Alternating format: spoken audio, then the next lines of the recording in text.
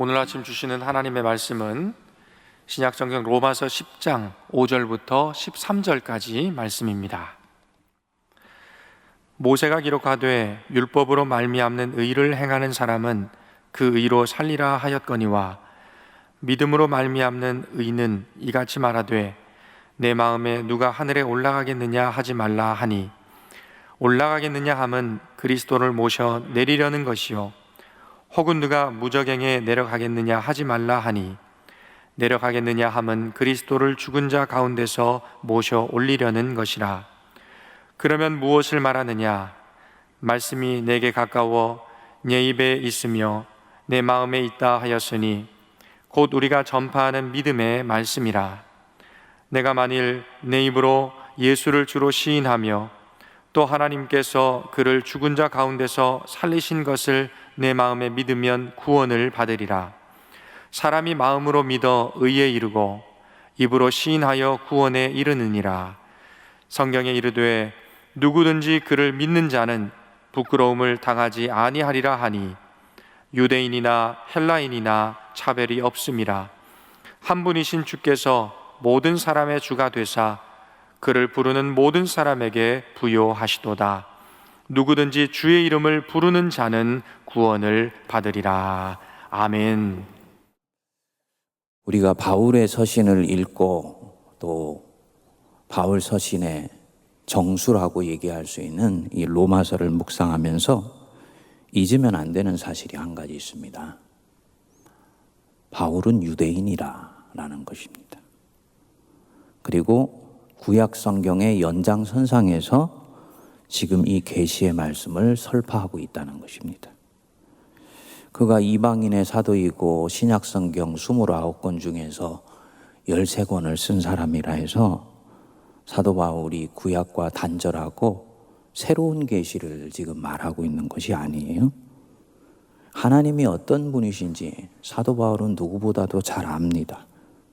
하나님이 집 나갔다 돌아온 둘째 아들 구원하시기 위해서 당신과 동고동락을 함께했던 첫째 아들 유대인이죠.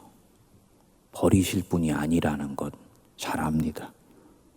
그래서 아브라함의 육신의 혈통의 후손들에게 하신 말씀은 유대인들에게 그대로 이루어지고 이제 그 유대인들의 울타리를 넘어서 헬라인들, 이방인에게도 하나님의 구원이 확장되어 간다는 것을 이 로마서 특히 9장부터 11장까지 해서 확증하려고 하는 거예요.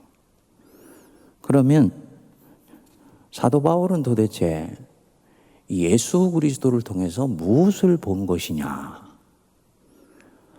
부활하신 자, 하나님께서 죽음 가운데서 일으켜 세우신 자를 통해서 사도 바울이 무엇을 꿰뚫어 본 것이냐?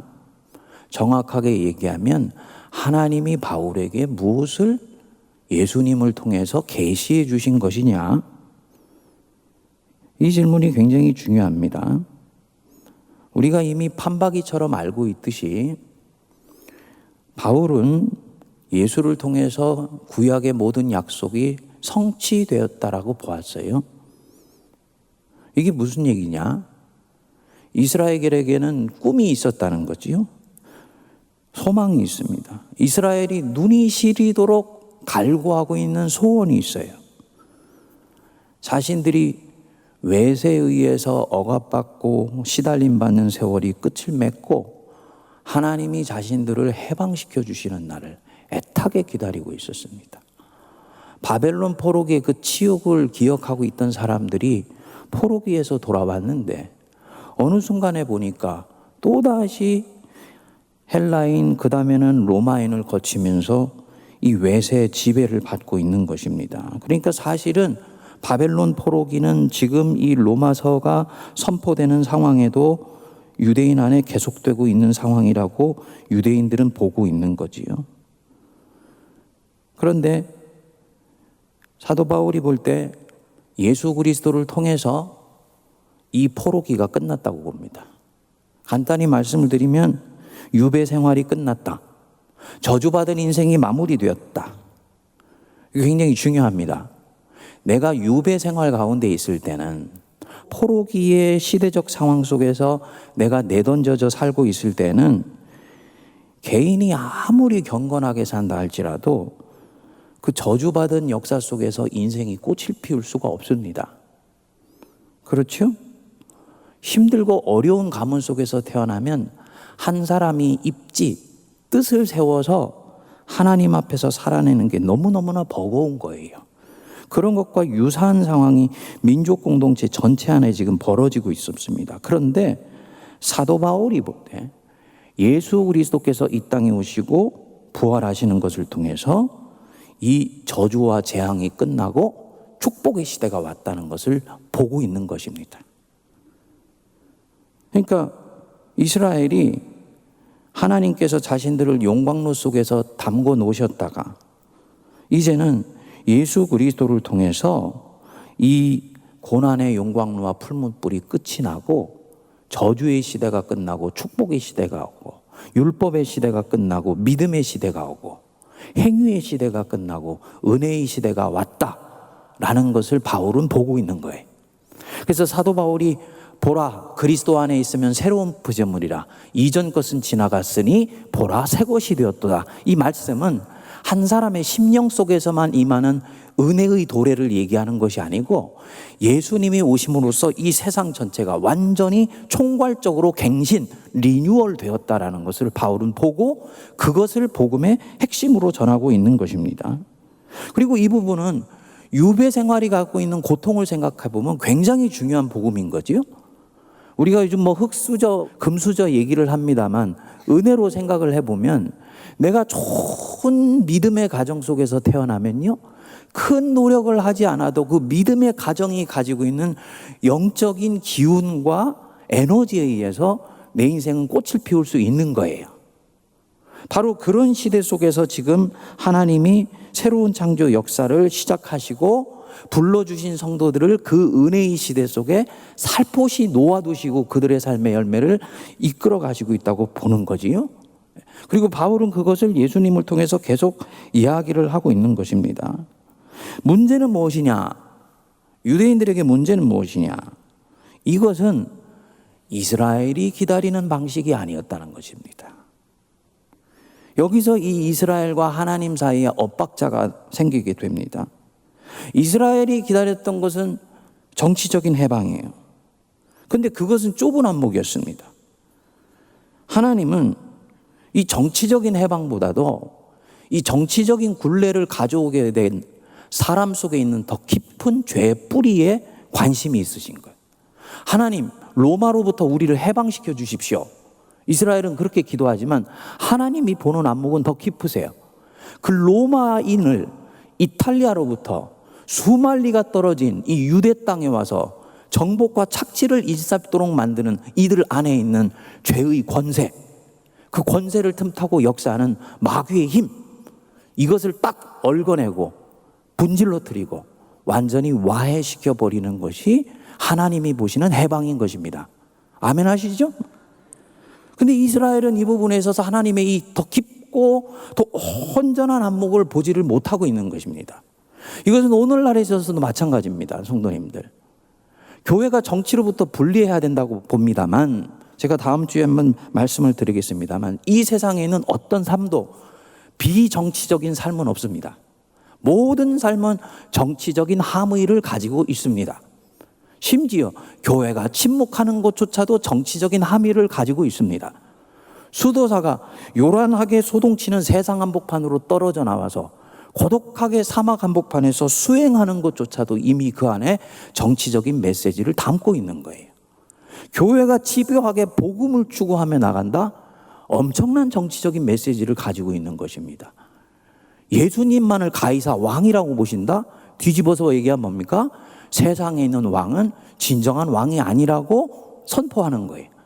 명시적으로 그들에게 얘기하지 않지만 교회는 그 길을 걸어가는 거예요. 그리고 그렇게 함으로써 하나님이 이 이스라엘이 보기를 원하시는 더 깊은 세상의 이 정치를 움직이는 권세 속에 역사하는 악한 뿌리를 교회를 통해서 드러내시려고 하는 것이지요.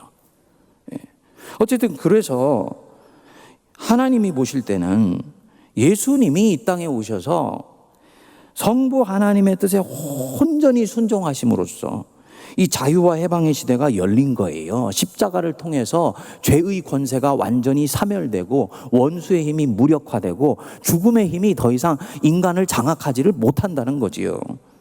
그리고 이것을 믿는 자는 구원을 얻는 것입니다. 당연히 여기서의 구원은요, 내세 천국 가는 그것 포함하지만 그것이 진면목이 아닙니다. 여러분 절대로 기억하셔야 됩니다. 초대교회에 있어서의 구원이나 천국은요, 상당히 현세적인 의미를 더 강하게 갖고 있었습니다. 아주 실제적이고 구체적인 부분이었습니다. 그래서 믿는 자는 구원을 얻는 것이다. 율법을 행함으로 하나님의 환심을 사고 하나님이 원하시는 수준에 내가 신앙의 수준이 이르게 되어서 그 담보로 구원을 얻는 것이 아니었습니다. 조건은 하나였어요. 주님이 우리에게 예수님을 통해서 주신 조건은 하나였습니다. 9절 말씀이죠. 네가 만일 네 입으로 예수를 주로 시인하며 또 하나님께서 그를 죽은 자 가운데서 살리신 것을 네 마음에 믿으면 구원을 얻으리라. 믿고 입으로 시인하고 우리 보기에는 불가능한 일을 행하신 그 하나님 믿으면 네가 구원을 얻는다. 여기서 이 믿음이 무엇인가는 이때까지 계속 얘기해 왔습니다. 그래서 10절을 한번 보실까요? 사람이 마음으로 믿어 의에 이르고 입으로 시인하여 구원에 이르느니라. 보석 같은 말씀입니다. 이때 이 믿음, 존재가 실린 믿음입니다. 입술로만 저 믿어요 하는 그 믿음은 이 신약 성경에 나오는 믿음이 아니에요. 천국 가기 위해서 그 어려운 행위보다도 이 간단한 믿음 취하는 건데 그거 내가 왜 안 믿어? 이렇게 생각하며 예수 믿는다고 말하는 그 믿음이 아닙니다. 여기서 이 믿음은 존재가 실리고 영혼 전체를 실어서 하나님을 신뢰하는 바로 그 마음을 얘기를 하는 거지요. 하나님이 예수님 통해서 행하신 크고 놀라운 일이 내게 실제로 믿겨지는 것입니다. 물론 이 믿음이 때로는 인생이 내 마음대로 되지 않는 것 보면서 금이 가기도 하고 하나님을 의심하는 마음으로 이 믿음에 조각이 나기도 하지만 하나님 앞에 마음을 비우고 그분 앞에 납작 엎드려 있으면 신기하게도 이 믿음이 다시 회복되는 그 믿음이면 여러분 충분합니다. 예. 유대인이 바로 이 부분들에서 걸려 넘어진 거지요.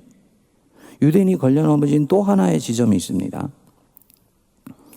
예수님께서 자신들뿐만 아니고 이방인들에게도 사랑을 베푸셔서 자유와 해방을 주신다라는 것을 인정하고 받아들일 수가 없었습니다. 하나님이 이방인도 구원하신다는 것을 받아들일 수가 없었어요. 하나님이 노력하고 헌신한 자기들뿐만 아니라 이방인도 사랑하신다는 것, 이것이 이들에게는 굉장히 걸림돌이 되었습니다. 사실은 곱씹어보면 신앙이 미성숙할 때 일어나는 현상이에요. 종교학적으로는 종교가 고등 종교가 아니고 저등 종교일 때 일어나는 현상입니다. 신이 나를 더욱 사랑하시고 내가 그 신의 사랑을 독차지해야 된다고 생각하는 것입니다. 첫째 아들의 마음이죠. 집 나갔다 돌아온 자기 동생을 아버지가 똑같이 사랑하는 것을 보고 그 아버지에게 불편해하는 마음을 갖게 되는 것. 유대인들이 바로 이 마음을 가지고 있었습니다. 하나님이 자기들만 사랑한다고 믿고 자기들만 사랑하셔야 된다고 믿었습니다. 하나님, 우리가 그만큼 주님께 충성했습니다 라고 얘기를 하는 거예요.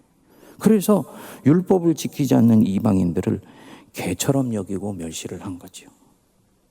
여러분, 지금 이 유대인들 안에 무슨 마음이 움직이고 있는지 보이시는지요? 상대방을 낮추어야 내가 높아진다고 생각하는 거예요.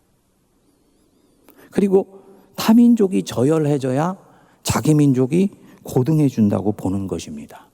미성숙한 마음입니다. 내가 진정으로 하나님 앞에서 성숙해지면 내 앞에 있는 상대방의 수준이 나의 수준을 결정하지 않습니다. 나는 나예요. 하나님 앞에서 나는 납니다. 그 사람들이 높아지면은 내가 낮아지고 그 사람들이 낮춰져야지 내가 높아지는 것이 아닙니다. 그리고 바로 여기까지 갔을 때 주님이 진정으로 나뿐만 아니고 다른 타자에 대해서도 어떻게 은혜 베푸신가라는 것을 보게 되고 주님의 그 타자까지도 사랑하시는 헬라인과 유대인에게도 차별이 없는 이 사랑을 오히려 감사함으로 받을 수 있는 것입니다. 예수님이 모셨어요. 유대인일 분이 딱 이 문제가 걸려 있었던 것입니다. 미성숙한 첫째 아들이기에 아버지가 집 나갔다 돌아온 둘째 아들 사랑하는 것이 그렇게 못마땅하게 보이는 것. 그래서 이 탕자의 비유 속에서 첫째 아들 속에 있는 내면의 문제를 건드려 보여주신 거예요. 그리고 하나님이 어떤 분이신지를 소개하신 것입니다. 성도님들, 초대교회 때요, 믿는 모든 사람들이 이 디아스포라가 되어서 지중해 살면서 믿지 않는 다른 사람들을 바로 그런 마음으로 대했습니다. 그리스도 안에서 나의 형제 자매는 아니지만은 하나님의 사랑이 동등하게 미쳐야 되는 주님이 만든 피조물로 대했어요. 우리는 그 사람들에 대해서 초대교회 때 있었던 그 예수 믿지 않는 사람들이 불신자이기 때문이다 이렇게 얘기합니다만 그게 아니고요. 초대교회 때 이미 그리스도교 외에 굉장히 많은 잡종교들이 모든 사람을 장악하고 있었습니다. 그러니까 그들은 오늘 우리로 보면은 우리 한국 사회에서 살고 있는 타종교인과 유사한 사람들입니다. 그런데 그 타종교인들을 대하면서 신앙의 기준은 분명하죠. 주 예수의 이름을 통해서만 구원을 얻는다는 것입니다.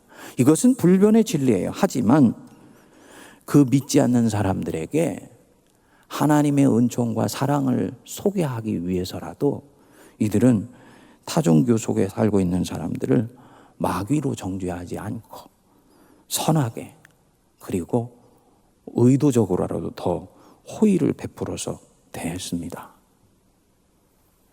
목회를 하다 보면 이 부분에 있어서 우리 성도들이 훈련이 되어 있지 않은 부분들을 많이 봅니다. 자기가 이사를 왔는데 옆집 사는 사람 이렇게 문에 보니까 부적이 붙여져 있는 거예요. 되게 둘 중에 하나지요, 그렇죠? 연말이 되면은 무당집에 가서 점을 보거나 아니면 절에 가서 부적 하나를 가지고 온 소위 불교인이거나 둘 중에 하나입니다. 이사를 왔으니까 주변에 있는 모든 이웃한테는 떡을 돌렸는데 그 집에는 떡 돌리는 일을 쏙 빼놓는 것입니다. 왜일까요? 부담되는 거예요. 불교 믿는 소위 우상 섬기는 사람하고 함께 섞이지 않고 싶다라고 생각하는 것입니다. 우리 속에 이런 마음이 있는 것은 사실은 주님이 우리에게 주시는 기뻐하는 마음이 아니죠. 그들과 함께 선하게 지낸다고 해서 내가 그들의 종교를 인정하는 거 아닙니다. 하지만 하나님이 그들에게도 내가 가지고 있는 사랑이 전달되기를 원하신다는 것을 믿고 오히려 더 선한 이웃으로 대할 때 결국은 유대인이나 헬라인에게 차별이 없는 주님의 사랑이 언젠가 그들에게 비치게 되는 것입니다. 하나님이 그러면 예수님이 오시고 난 뒤에 이렇게 개방적이 되신 것이냐? 사도 바울이 보니까 성경으로 들어가 봤더니 아니더라는 거예요. 구약에서 이미 예언서를 통해 말씀하셨더라는 것입니다. 그래서 11절에 보면 누구든지 그를 믿는 자는 부끄러움을 당하지 아니하리라 말씀했는데 이사야서 28장 16절에 나온 말씀이고요. 누구든지 주의 이름을 부르는 자는 구원을 얻으리라 라고 13절에 말씀하셨는데 이것은 요엘서 2장 32절에 나오는 말씀입니다. 만민을 자기 자녀로 부르시기로 작정하시고 이스라엘을 먼저 불러주신 것이구나. 바울에게 마침내 온전한 계시의 깨달음이 온 거지요. 그리고 그것은 예수님을 믿음으로 만민에게 은혜가 전달되는 것이구나. 율법의 행위를 붙드는 것으로는 이 율법의 행위에 익숙하지 않은 만민에게는 절대로 하나님의 은혜가 전달되는데 오히려 걸림이 되는 것이구나. 믿음으로만 되는 것이구나. 라는 것을 알게 된 것입니다. 그래서 12절을 보시면요. 그를 부르는 모든 사람에게 하나님의 이 은혜가 부요하시도다. 새벽에 묵상하면서 은혜가 되더라고요. 영어로 보니까 richly bless 그랬습니다. 풍성한 축복이 임했다. 서두에 말씀드렸듯이 저주의 시대가 아니고 유배의 시대가 아니기에 지금은 율법의 시대가 가고 은혜의 시대가 왔기에 그 속에서 살포시 놓여져 있는 인생에게는 하나님께서 richly bless, 풍성한 은혜를 부어주시는 것이다. 우리는 바로 그 시대에 살고 있는 은혜의 사람들이다. 믿으시기 바랍니다. 얼마나 감사한지 모릅니다. 물론 고생하지요. 예수를 신실하게 믿으면 믿으려고 할수록 더 고생이 따라오는 경우도 있지요. 그렇지만 성도님들, 저주의 시대가 아니고 은혜의 시대이기 때문에 예수 그리스도께서 이 은혜의 시대를 여셨기 때문에 이 고생은 헛되지 않고 항상 열매가 있다는 걸 꼭 기억하시기 바랍니다. 애굽에서 종노릇하면서 유배된 시대를 살 때는 아무리 노력해도 노력한 것의 80% 이상은 전부 바로에게 가는 것이었습니다. 그런데 지금 이 유배의 시대가 끝났을 때는요, 축복의 시대는요, 내가 노력한 것에 대해서 주님이 몇 배로 되갚아 주시는 시대 속에 살고 있는 거예요. 그러니까 그를 부르는 자는 모든 사람에게 주님이 부요하시도다 라는 이 고백이 나오는 것이죠. 그래서 은혜의 시대이기 때문에 사도는 말씀합니다. 성도들아, 고난 가운데서도 견실하며 흔들리지 말며 주의 일에 더욱 힘쓰는 자들이 되라. 이는 주 안에서 너희의 수고가 헛되지 않은 줄 너희가 알미라. 아멘 하시죠? 주 안에서 너희의 수고는 절대로 헛되지 않다. 너희들이 외마디 파편의 소리로 쏟아내는 그 기도조차도 절대로 헛되지 않고 하나님께서 들으셔서 이 은혜의 시대는 때가 됐을 때 물 붓듯이 부요한 사랑으로 우리에게 찾아오신다. 바울이 여기서 한 걸음 더 나갑니다. 이 은혜의 시대 속에서 자기 인생이 놓여져 있기 때문에 이 고난에 대해서 더 적극적이고 능동적으로 마음가짐을 가져요. 내가 자녀이면 상속자, 곧 하나님의 상속자고 그리스도와 함께하는 상속자니까 내가 그리스도와 함께 영광을 받기 위해서 고난도 함께 받아야 되시는 것이구나. 그리고 이 고난은 절대로 내 인생을 삼킬 수 없는 것이기 때문에 나는 오히려 이 고난을 통해서 하나님의 상속자로서 지금 대접받고 있다는 것을 오히려 기뻐하고 감사하는 거예요. 그래서 그리스도 이름으로 능욕받는 일에 합당한 자로 여기심을 기뻐하면서 성전을 떠나리라. 이 사도의 고백이 우리 성도들 안에서 흘러나올 수 있는 것입니다. 성도님들, 은혜의 시대 속에서 살아가는 우리들에게 주시는 크고 작은 고난에 우리가 기죽지 않고 와해되지 않고 그 속에서 풍성하고 부요하게 열매 맺게 해주시며 하나님의 자녀로 인쳐주시는 우리 주님 찬양할 수 있게 되기를 바랍니다.